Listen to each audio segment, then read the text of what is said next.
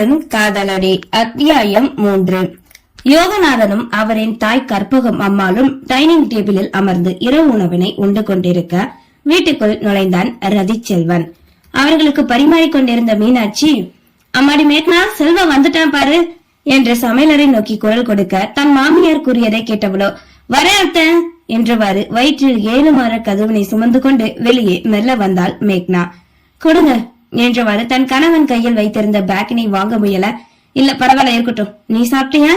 இல்லங்க, நீங்க வந்ததுக்கு அப்புறம் சாப்பிடலான்னு நினைச்சேன் கூறிக்கொண்டிருக்கும் போதே அவனின் முறைப்பில் அமைதியானாள். என்னடா இன்னைக்கு ரொம்ப லேட் ஆயிருச்சு?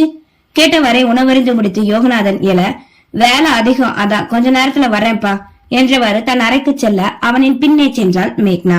சிறிது நேரம் செல்ல வெளியே வந்த ரதி ஹாலில் அமர அவன் பின்னே வந்த மேக்னா, சாப்பிட வாங்க மெல்ல அழைக்க, நீ போனா வர என்றவனோ அவளை அனுப்பி வைத்து தன் முன் அமர்ந்திருந்த தந்தையை கண்டான். என்னாச்சுப்பா, காலையில உங்க தம்பி வீட்டுக்கு போனீங்களே, என்ன சொன்னாங்க உங்க தம்பியும் உங்க பொண்டாட்டியும்? எவ்வளவு முயற்சி பண்ணி பார்த்துட்டேன்டா, பிடி கொடுக்க மாட்டிக்காகடா, நாம நினைச்சது நடக்காது போலயே யோசனையோடு யோகநாதன் கூற, என்னாச்சு யோகநாதா? சிவன் நல்லா இருக்கிறத தானே காலையில என்கிட்ட சொன்ன, அப்புறம் என்னப்பா? கற்பகம் கேட்க அதன் பின்னே தன் தாய் அங்கே அமர்ந்திருப்பதை இருவரும் உணர்ந்தனர். ஒண்ணும் இல்லம்மா, அவங்க 3 பேரையும் நம்ம வீட்டுக்கு வர சொன்ன, வரமாட்டிக்காக. அதாம்மா, பார்க்க கஷ்டமா இருக்கு, அப்படியே விட முடியாதுல, என்னதான் இருந்தாலும் அவன் என் கூட பிறந்த தம்பி இல்ல. என்ன பண்ண சொல்ற, போடா, என் முகத்துல முழிக்காதன்னு சொத்தை பிரிச்சு விட்டுட்டு அனுப்புனது நம்ம தானே, அதான் அந்த கோவத்துல இருப்பான். வயதானவரோ புலம்ப, சரி அது இருக்கட்டும், நீங்க போய் தூங்குங்க. ஏ மீனாட்சி, முதல்ல அம்மா ரூமுக்கு கூட்டிட்டு போ என்று தன் மனைவியை அழைத்து யோகநாதன் கூற அவரோ சரி என்றவாறு தன் மாமியாரை அழைத்துக் கொண்டு சென்றார். அவர்கள் இருவரும் செல்ல இப்போது காலில் தந்தையும் மகனும் மட்டுமே அமர்ந்திருந்தனர். நம்ம பரம்பரை சொத்து சுமல் ஃபேக்டரி உன் சித்தப்பங்கிட்ட இருந்து பிடுங்கலான்னு பார்த்தா முடியலையேடா, இப்படி அடிபட்டு கிடந்தும் யோசிக்கிறானே நம்ம கிட்ட கொடுக்க, இதுக்கு மேல என்ன பண்ண ஒரே யோசனையா இருக்கு. எல்லாம் அந்த ஜீவிகா பண்றதுனாலதான். முதல்ல அவளை ஏதாவது பண்ணணும்பா. இவளை யார் இங்க வர சொன்னது? 5 வருஷம் லண்டன்ல இருந்தவ அப்படியே இருந்து தொலைய வேண்டியதானே. இங்க வந்து நான் போட்ட பிளான் எல்லாத்தையும் சொதப்பிட்டா. விடமாட்டேன் பையனி, அவள நானான்னு பாத்துக்கிறேன் கோபத்தோடு ரதிச்செல்வன் கூற, விடடா, அவ எவ்வளவு முயற்சி பண்ணாலும் அவளால முன்னேற முடியாது. இல்லப்பா, எனக்கு பல கோடி ரூபாய் மதிப்பு போற அந்த சிமெண்ட் ஃபேக்டரி வேணும். அது ஒண்ணு மட்டும் இருந்தா போதும், நம்ம எத்தனையோ தலைமுறைக்கு சொகுசா வாழலாம்ப்பா. ஆமாடா, என்ன பண்ண, எல்லாம் என் அப்பா பண்ணி வச்சது, எல்லா சொத்தையும் என் பேர்ல எழுதி வச்சுட்டு ஒண்ணுக்கு உதவாம கிடந்த அந்த ஃபேக்டரிய அவனுக்கு கொடுத்து செத்து போயிட்டான். ஆனா அவன் அதை எடுத்து நடத்தி இப்ப இந்தியா என்ன உலகத்திலேயே தெரியப்படுத்துற அளவுக்கு கொண்டு வந்துட்டான். அது இருக்கிற நம்பிக்கையில கன்ஸ்ட்ரக்ஷன் வேற நடத்திக்கிட்டு இருக்கான். விடக்கூடாது, எனக்கு அது வேணும்பா, உங்களால முடியலன்னு சொல்லிருங்க, நானே பாத்துக்கிறேன் என்றவனோ எழுந்து செல்ல தன் மகன் பேசியதை நினைத்து யோசித்தவாறே அமர்ந்திருந்தார் யோகநாதன். அலுவலகம் செல்ல வழக்கம் போலே ஜீவிகா தன்னறையிலிருந்து கிளம்பி கீழே வர புதிதாக எவனோ ஒருவன் முதுகு காட்டிக்கொண்டு காலில் நிற்பதை கண்டால் அவனின் முன்வந்து தன் அன்னை நின்று ஏதோ பேசிக் கொண்டிருக்க, ஜீவிகா பாப்பா வந்துட்டாங்கம்மா என்றவாறு கையில் கொண்டு வந்த காலை உணவினை டைனிங் டேபிளில் வைத்தார் சின்னப்பன். வா ஜீவிகா, உனக்காகத்தான் காத்துக்கிட்டு இருந்தேன், நீயே வந்துட்ட. இவன் நம்ம சின்னப்பனோட பையன், கிராமத்துல இருந்து வந்திருக்காமா. இனிமே இவன் உனக்கு துணைய அவன் கூடவே தான் இருப்பான் என்க அதனிடம் அவனும் திரும்பி ஜீவிகாவை கண்டான். 6 அடிக்கு மேல் உயரமும் அடற்புருவமும் திடமான உடற்கட்டோடு சுட்டரிக்கும் கதரின் விலைகளை கண்ட ஜீவிகாவிற்கு பயத்தை விட கோபமே மனதிற்குள் அவனை எண்ணி குடிகொண்டது. பேண்ட் ஷர்ட் அணிந்து கைகளை கட்டி கொண்டு நின்றாலும் ஏனோ அவனிடம் ஒரு வேலைக்காரன் என்ற பணிவு இல்லாததை போலே உணர்ந்தாள். அம்மா, என்ன இது? நான் எனக்கு பாடி கார்டு வேணும்னு கேட்டனா? வேணும்னா வேற வேலை இருந்தா போட்டு தரேன், என் பாதுகாப்புக்கு யாரும் வர தேவையில்லை, என்ன நானே பாத்துக்கிடுவேம்மா கூறியவாறு டைனிங் டேபிளில் சென்று அமர சின்னப்பன் நிற்பதை கண்டாள். அங்கிள், இது உங்க ஏற்பாடா? இல்லம்மா, அது வந்துமா.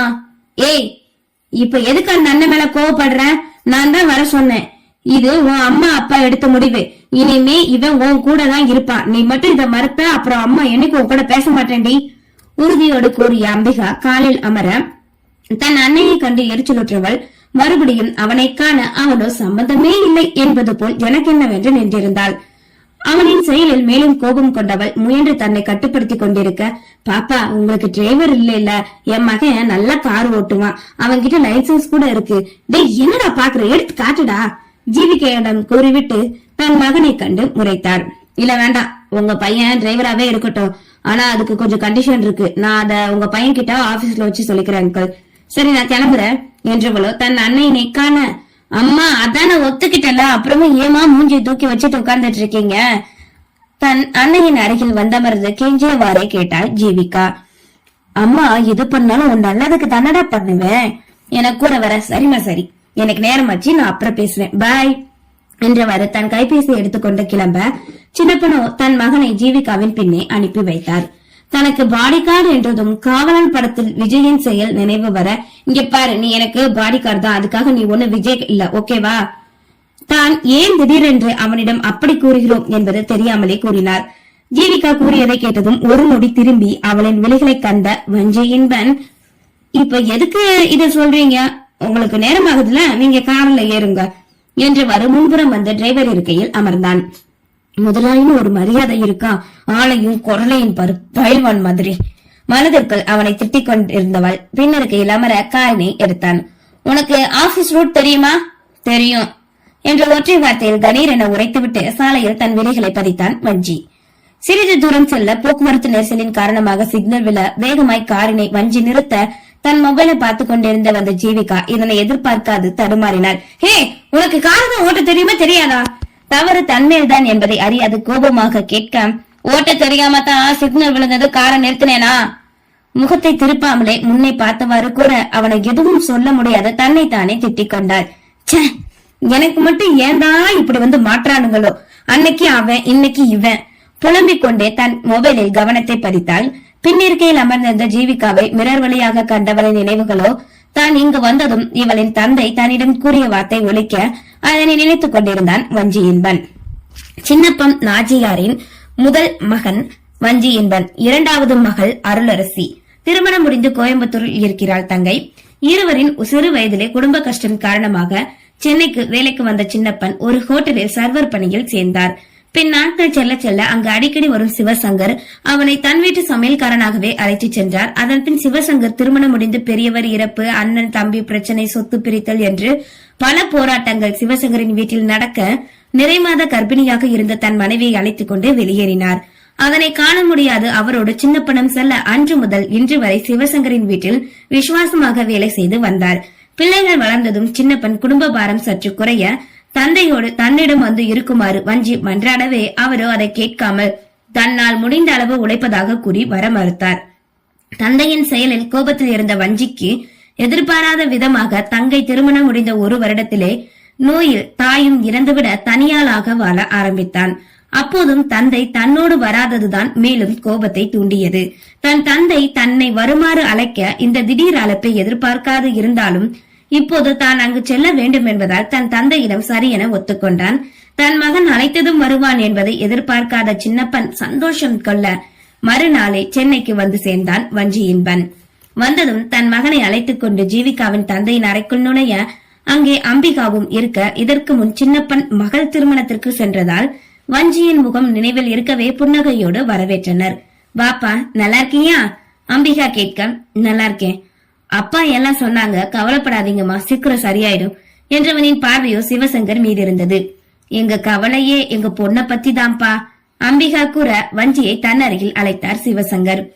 அவனின் அருகில் வந்து நிற்க படுத்தவாறு மெல்ல தன் கையை உயர்த்தி அவனின் கைகளை பற்றியவர், என் பொண்ண நீ நல்லா பாத்துக்கிடணும், அவ சின்ன பொண்ணு, இந்த உலகத்தை பத்தி அவளுக்கு எதுவுமே தெரியாதுப்பா, உன்கிட்ட கெஞ்சி கேக்குறேன் என்று திக்கி திணறி கூறவே அதை கேட்டு அங்கிருந்த இருவருமே கலங்க தன்னை பற்றி இருந்த அவரின் கையை தன் கைக்குள் அடக்கிய வஞ்சி, இனிமே உங்க பொண்ணு என்னோட பொறுப்பு சார், நான் பாத்துக்கிறேன், நீங்க எந்த கவலையும் இல்லாம நிம்மதியா இருங்க ஆறுதலாய் கூற வஞ்சியின் விலைகளை கண்ட உறுதியில் நிம்மதியானார்.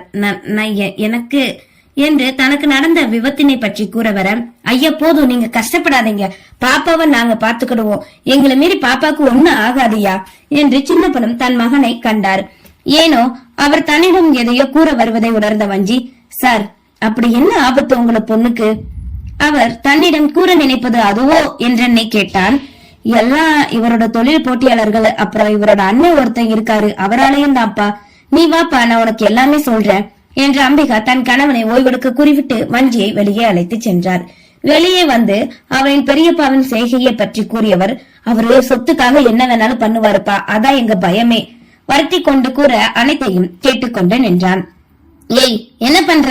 முதல்ல வண்டியை எடு என்று ஜீவிகாவின் குரல் கத்தலாக தன் செவியில் விழுந்த பின்னே தன் நினைவுக்கு வந்தான் வஞ்சியின்பன். அதன் பின் தன்னிலை உணர்ந்து திரும்பி அவளை ஒரு பார்வை பார்த்துவிட்டு காரினை எடுத்தான். அவனின் இந்த திடீர் பார்வையை எதிர்பாராது திடுக்கிட்டு எதற்காக அவன் தன்னை பார்த்தான் என்பது தெரியாது குழம்பி போய் அமர்ந்திருந்தாள் ஜீவிகா. அவனோ எதை பற்றியும் நினைக்காது காரினை எஸ்டி கன்ஸ்ட்ரக்ஷன் முன்னிறுத்த ஒற்றை பார்வை வீசிவிட்டு எதுவும் பேசாமல் அமைதியாக இறங்கி சென்றாள். இவன் என்ன பச்சோந்தியா, எப்படி மாறிக்கிட்டே கிடக்கா? யோசித்தவாறு உள்ளே செல்ல ஜீவிகாவை பார்த்தவாறு காரினை விட்டு இறங்கி நின்றான் வஞ்சியின்பன். நன்றி.